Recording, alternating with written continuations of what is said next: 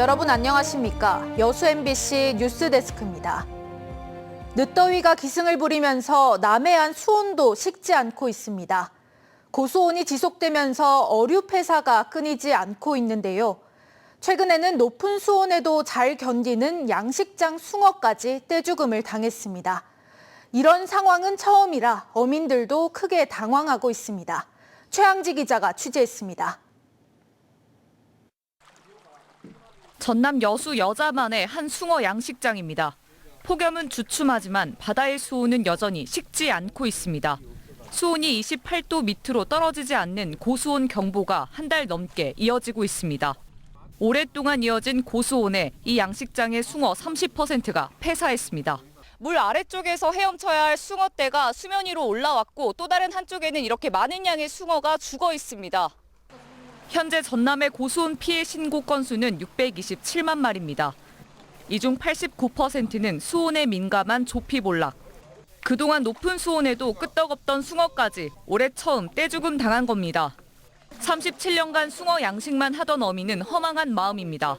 20일 이상 이렇게 지속되리라고는 사실은 예상도 못하고 그런 부분에 대해서 저희들이 조금 더 피해를 다무 몇 프로라도 좀 줄일 수 있는 그런 부분에 대해서 저희들이 좀 간과한 그런 측면도.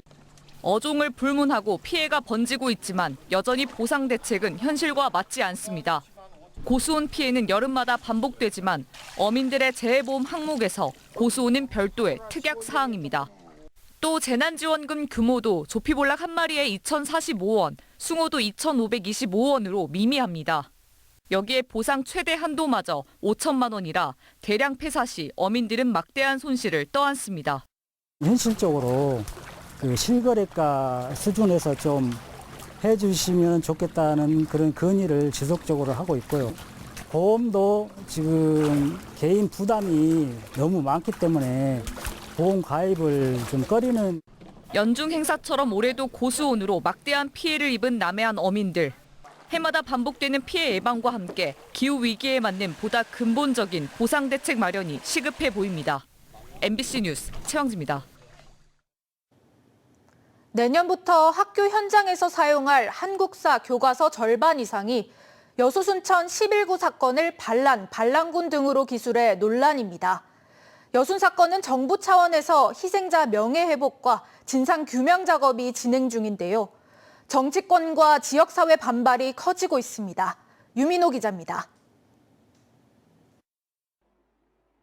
친일과 독재미화로 논란인 한국학력평가원 한국사 교과서입니다.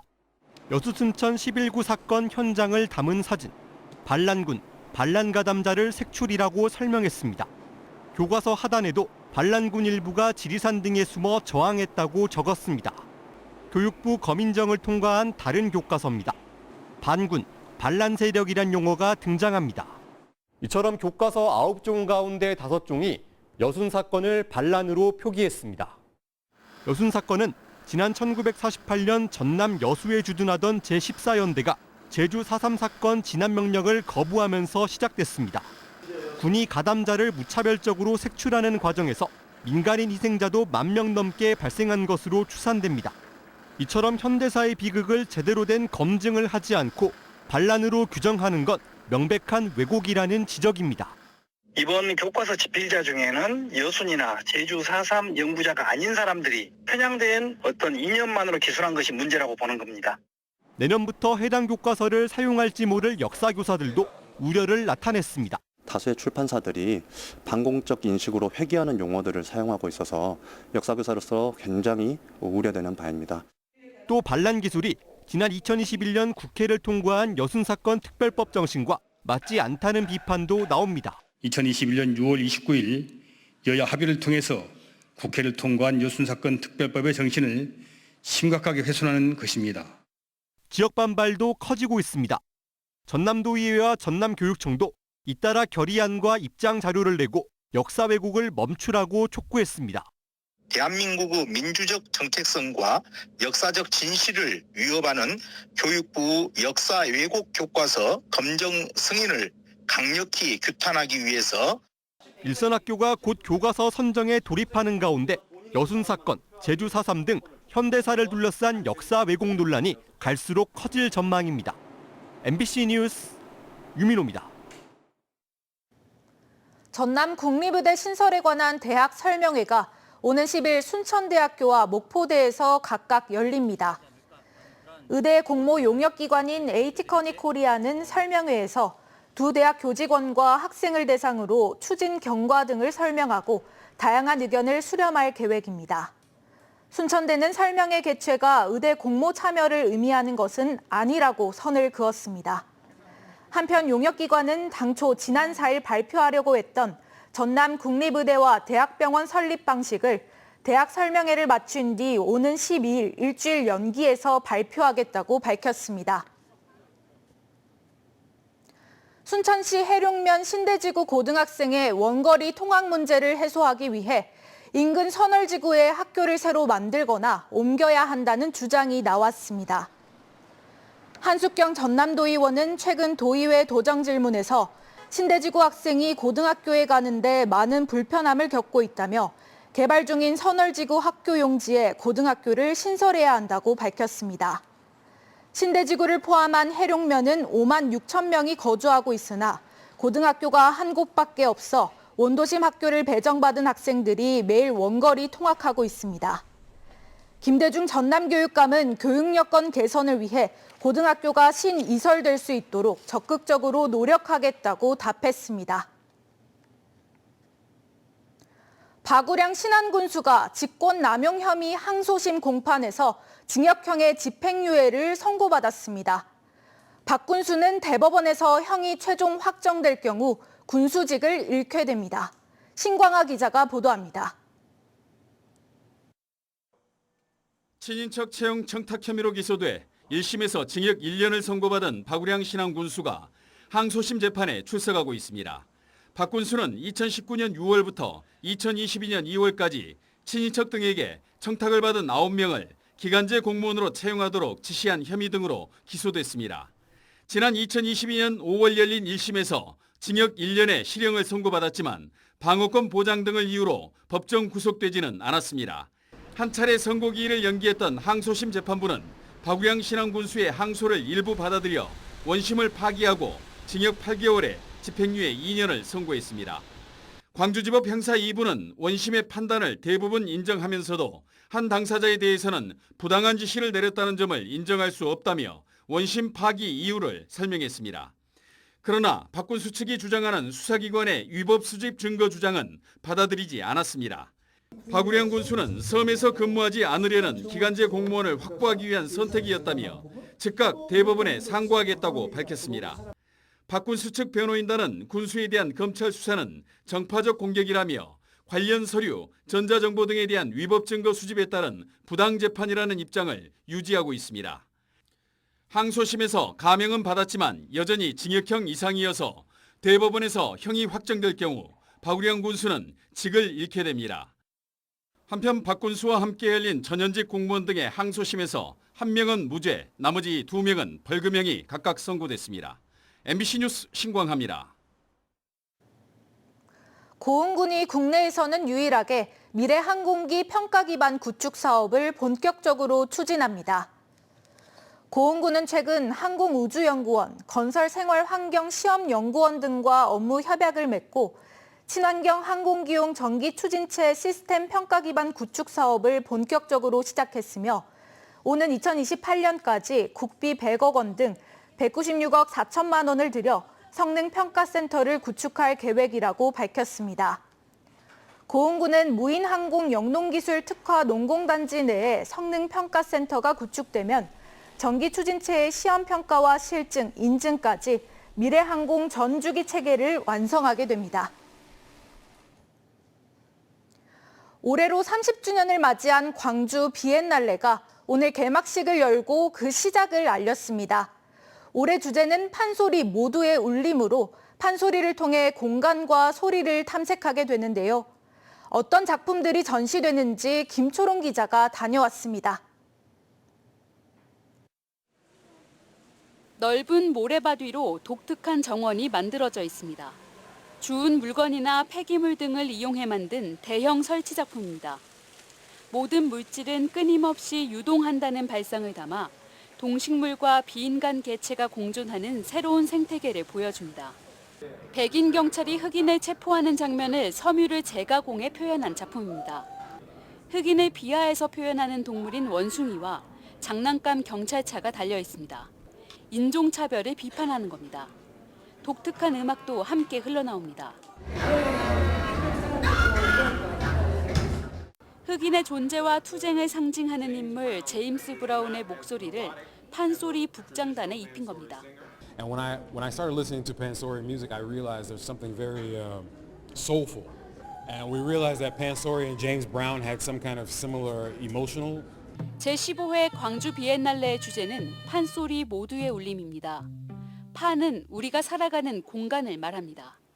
Today, what's really defining and determining space and why it's so important to its art is climate change.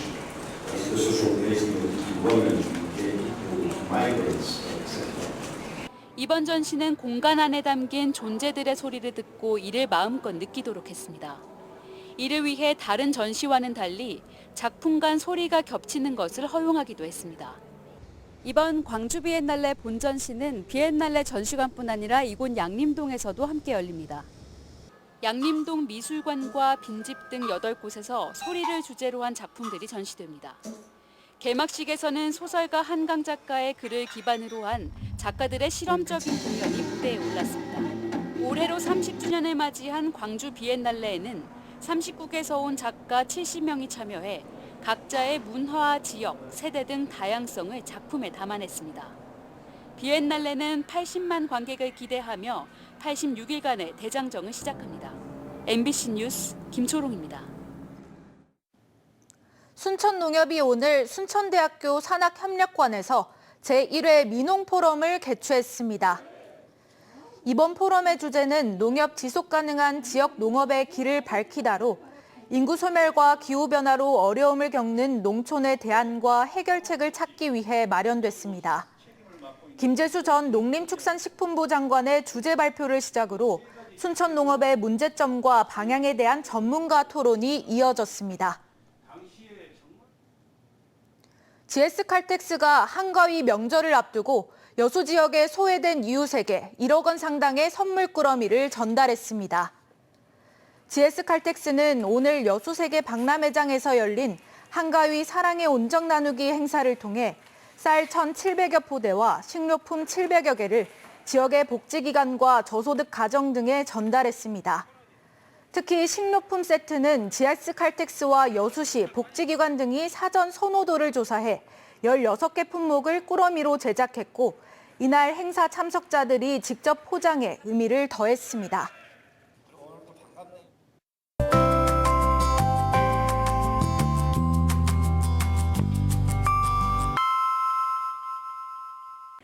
날씨와 생활정보 정리해드리는 생활포커스입니다. MBC 광양만권 화합의 가족 콘서트가 내일 저녁 7시 여수 해양공원 특설무대에서 열립니다. 이번 콘서트는 여수와 순천, 광양 3개시 주민의 노래 경연대회와 다채로운 축하 공연도 펼쳐집니다. 전남의 1인당 지역내 총 생산이 전국 4위를 기록했습니다. 통계청 자료를 보면 2022년 기준 전남 1인당 총 생산은 5,418만 원으로 전국 평균보다 900만 원가량이 높았습니다. 순천시 웃장에서 이번 주 일요일 국밥축제가 열립니다. 넉넉한 인심으로 전국에서 찾는 웃장 국밥과 함께 가수 공연, 경품 추첨 등 다양한 행사도 마련됐습니다. 전남 동부 전 지역에 다시 폭염주의보가 발효 중입니다. 낮더위가 이어지면서 오늘 광양 지역의 한낮 기온 33도까지 올랐는데요. 내일도 오늘과 비슷하게 덥겠습니다. 전남 동부 지역의 내일 아침 기온은 24도, 한낮 기온 최고 33도가 예상됩니다. 체감 온도는 33도 이상 오르는 곳도 있겠습니다. 오늘 오후부터 시작된 소나기는 주말 내내 오락가락 이어지겠습니다. 전남 동부 지역은 내일 새벽까지 5에서 60mm, 토요일인 내일은 5에서 최고 40mm, 모레 오후에도 최고 20mm가 예보돼 있습니다. 외출하실 때 우산 챙기셔야겠습니다. 자세한 내일 지역별 기온 보겠습니다. 아침 기온은 여수와 순천 25도, 광양 고흥은 24도 보이겠습니다. 한낮 기온은 여수가 30도, 광양, 고흥 32도, 순천 33도로 오늘과 비슷하게 낮 동안은 기온이 크게 오르겠습니다. 해상에는 대체로 구름 많은 가운데 바다의 물결은 남해서부 앞바다에서 0.5m, 먼바다에서는 0.5에서 최고 1m로 낮게 일겠습니다. 여수의 내일 만조 시각은 오전 11시 10분, 간조 시각은 오후 5시 9분입니다. 지금까지 생활포커스 송유라였습니다. 포스코그룹이 2차 전지 소재 최고 기업으로 성장하고 있다며 광양시와의 동반 성장을 강조했습니다. 포스코홀딩스 김기수 기술총괄 겸 미래기술연구원장은 오늘 광양시청 공무원들을 대상으로 한 포스코그룹 100년 기업을 향한 기술혁신이란 특강에서 이같이 밝히고 친환경 철강 기술 개발에 대한 전 세계적인 요구가 증가하고 있어 철강 산업의 미래가 여전히 밝다고 말했습니다. 정인하 광양시장은 2차 전지 기회발전 특구로 지정된 광양에 포스코그룹의 투자가 집중되길 바란다며 포스코그룹이 광양시와 함께 세계 최고 기업으로 성장해 나가길 기대한다고 밝혔습니다. 광양만권 경제자유구역청이 철강과 이모빌리티, 해상풍력 분야의 잠재 투자기업 발굴과 투자 유치에 나서고 있습니다.